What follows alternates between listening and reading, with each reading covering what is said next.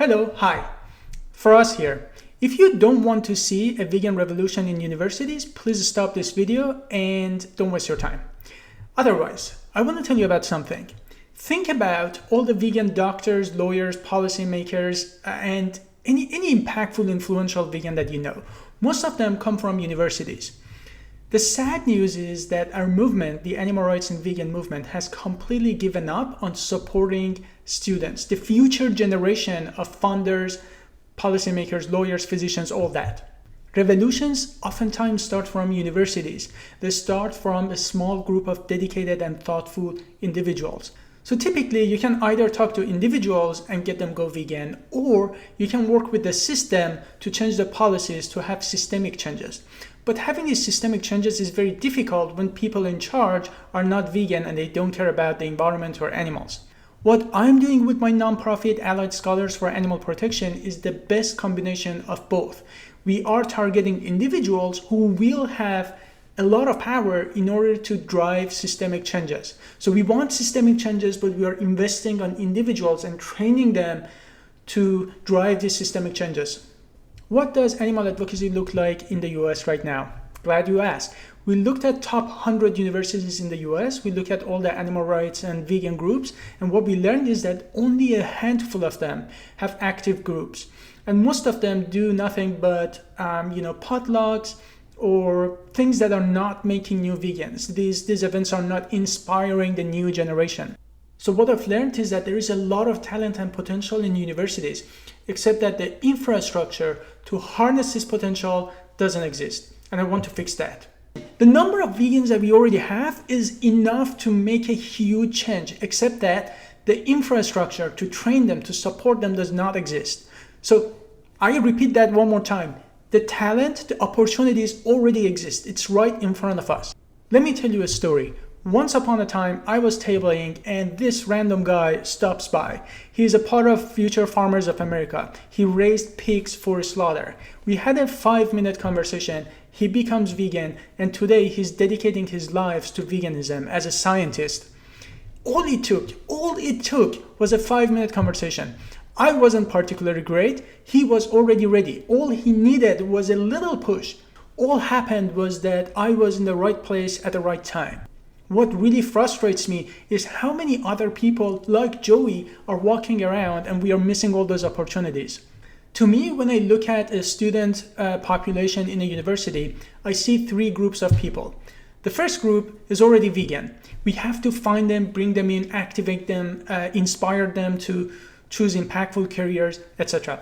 The second group is low-hanging fruits. People like Joey. All they need is a little push. They are already thinking about going vegan, but they have a few questions, they just don't have the support. We need to find them, help them to go vegan. And the third group is not going to immediately go vegan, but we can plant the seeds. Let me give you one example. Today, Allied Scholars for Animal Protection is at Columbia University, and we do regular outreach and educational events. Imagine if 50 years ago, we happened to be there. Imagine if when Obama, whether we like him or not, imagine if he was walking and he came across this vegan group. Even if he didn't become vegan, even if the only thing that he learned was that dairy is bad for black people because of food injustice, that alone. Even if he learned about the impact of plant-based diet on the climate stuff that he was always advocating, even if he didn't become vegan, but he just learned a little about this, he would have been a much better president as far as animals are concerned. Imagine how many other presidents, how many other mayors are walking around these campuses in top universities in the US, except that we are missing the opportunity to train them.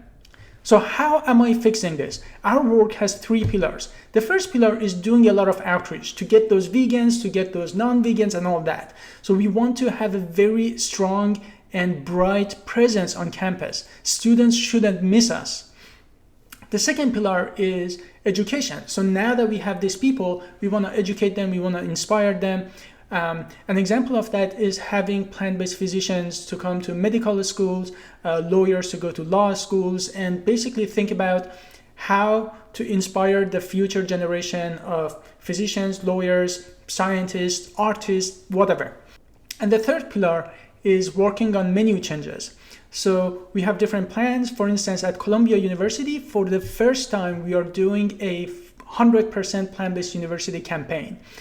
It's a big step. It is scary. No one wants to do it, and that's why I decided to do it.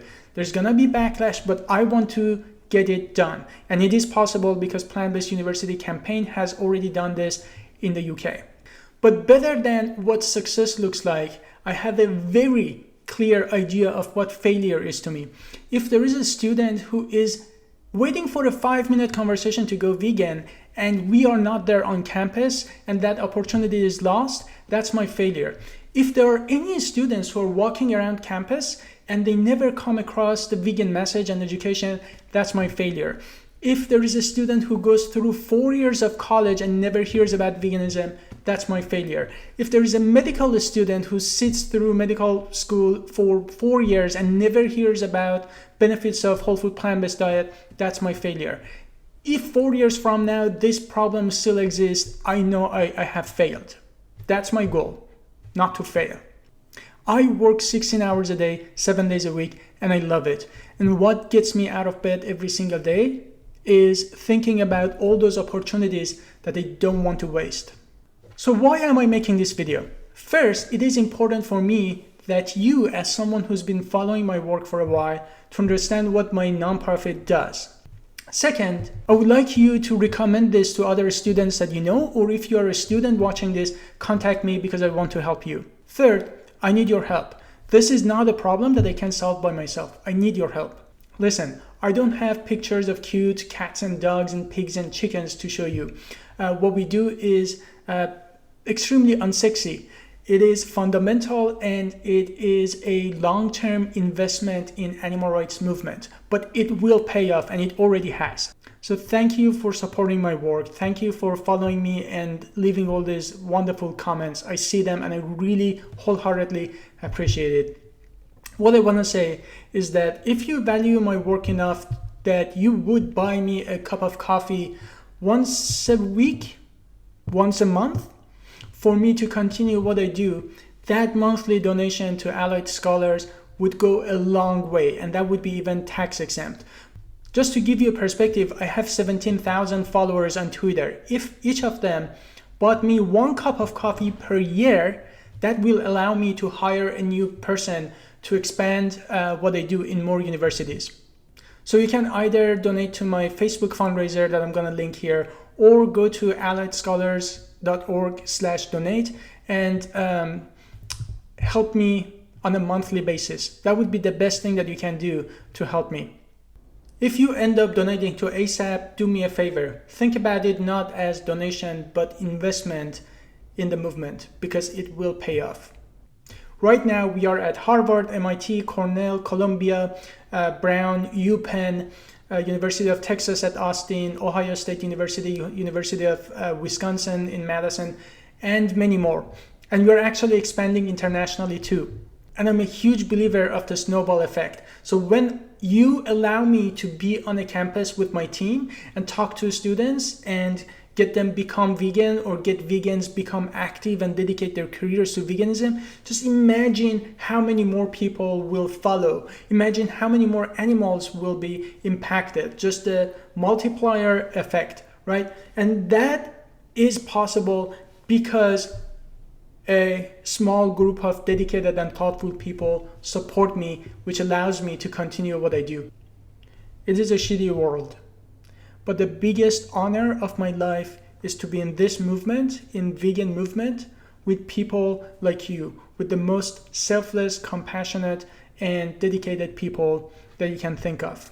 This is a movement not for us, not for our pleasure. It is a movement for people of other species. And by nature, it attracts the most selfless people. And that, being with these people, being with you all in this movement, is the biggest honor of my life. Thanks.